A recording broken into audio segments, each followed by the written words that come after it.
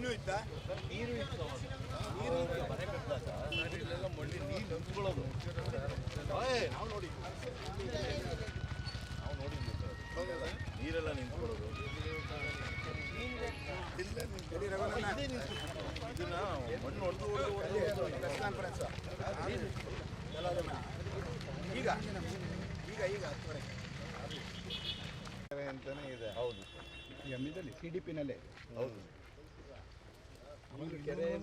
ಮಹಿಳೆಯರೆಲ್ಲ ಹೇಳ್ತಾನೆ ಇದಾರಲ್ಲ, ಮೀನೇ ನೋಡ್ತಾ ಇದ್ವಿ.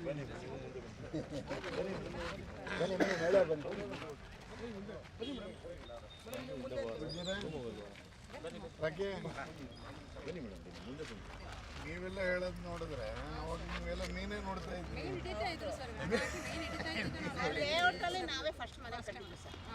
ಅವರು ಪ್ರಥಮ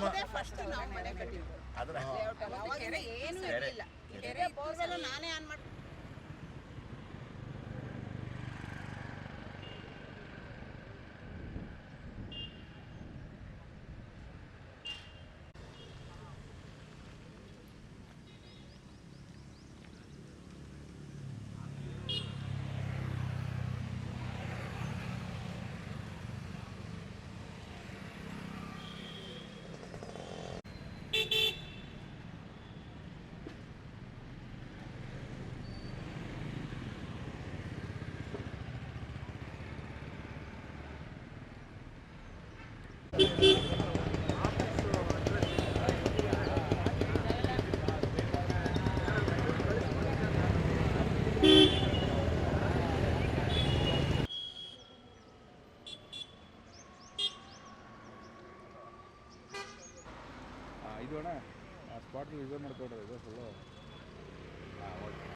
ಮಾಸ್ಟರ್ ಪ್ಲಾನ್ ಅಂತ ಏನಿದೆ ಇದರಲ್ಲಿ ಇದು ಕೆರೆ ಅನ್ನುವಂಥದ್ದನ್ನ ಮಾರ್ಕ್ ಮಾಡಿ ತೋರಿಸಿದ್ದಾರೆ ಬಂಧುಗಳೇ. ಇದು ಮೂಡಾದ ಮಾಸ್ಟರ್ ಪ್ಲಾನ್.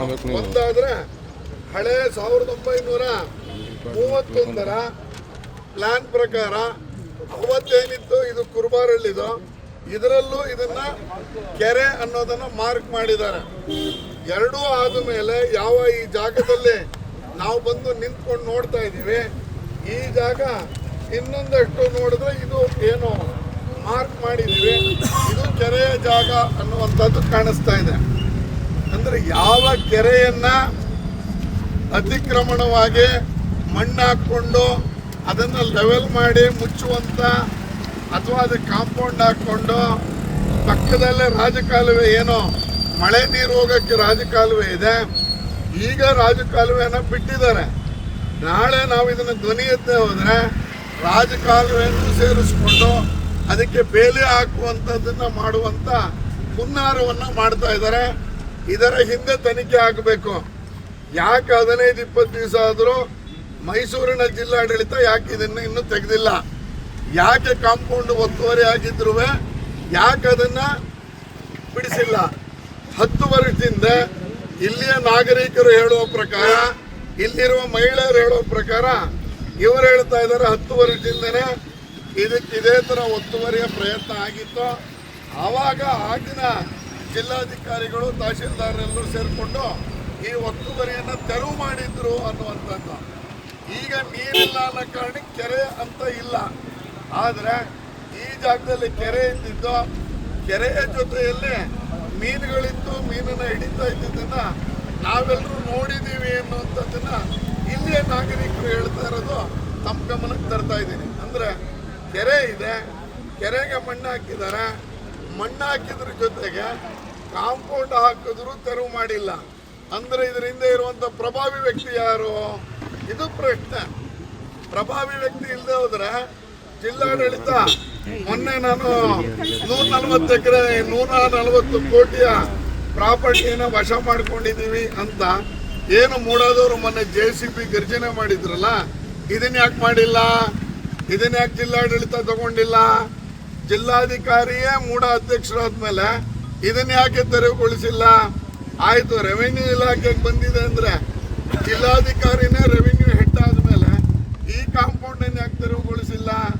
ಇದರ ಹಿಂದೆ ಇರುವಂತ ಪ್ರಭಾವಿ ವ್ಯಕ್ತಿಗಳು ಯಾರು? ಹಂಗಾದ್ರೆ ಯಾರೋ ಪೀಟರ್ ಅನ್ನೋರು ತಾವೆಲ್ಲರೂ ನೋಡಿದ್ದೀರಿ, ಬೋರ್ಡ್ ಹಾಕೊಂಡಿದ್ದಾರೆ. ಈ ಕೆರೆಗೆ ಅವ್ರ ಹೆಂಗ್ ಬೋರ್ಡ್ ಹಾಕೊಳಕ್ ಸಾಧ್ಯ? ಹೇಗೆ ಕೇಸ್ ಆಗಿದೆ ಅಂತ ಅವ್ರು ಹೇಳ್ತಾರೆ. ಕೇಸ್ ಆಗಿದೆಯಾ ಅಂತ ನೋಡ್ಬೇಕಾಗಿತ್ತು, ಆದ್ರೆ ಅದನ್ನ ತೆರವು ಮಾಡಬೇಕಾಗಿತ್ತು, ಕೆರೆ ಅನ್ನೋ ಕಾರಣಕ್ಕೆ ರಕ್ಷಣೆ ಮಾಡಬೇಕಾಗಿತ್ತು. ಇದು ಯಾವುದನ್ನು ಮಾಡದೆ ಸುಮಾರು 100 ಕೋಟಿಗೂ ಹೆಚ್ಚು ರೀತಿಯ ವ್ಯವಹಾರ ನಡೆದಿದೆ ಅನ್ನುವಂಥದ್ದು ಸಾರ್ವಜನಿಕ ವಲಯದಲ್ಲಿ ಬರ್ತಾ ಇದೆ. ನನಗೆ ಹೇಳ್ತಾ ಇರೋದುವೆ ಇದೊಂದು 100 ಕೋಟಿಗೂ ಹೆಚ್ಚು ಏನು ವ್ಯವಹಾರ ಆಗೋಗಿದೆ. ಹಾಗಾಗಿ ನಿಮ್ಮ ಯಾವ ಅಧಿಕಾರಿಗಳು ಇದನ್ನ ಮುಟ್ಟೋದಿಲ್ಲ. ಇದನ್ನ ನೀವು ಮುಟ್ಟುವಂಥದ್ದನ್ನು ಮಾಡಿಸ್ಬೇಕು, ಸಾರ್ವಜನಿಕರ ಗಮನ ಸೆಳೆಬೇಕು.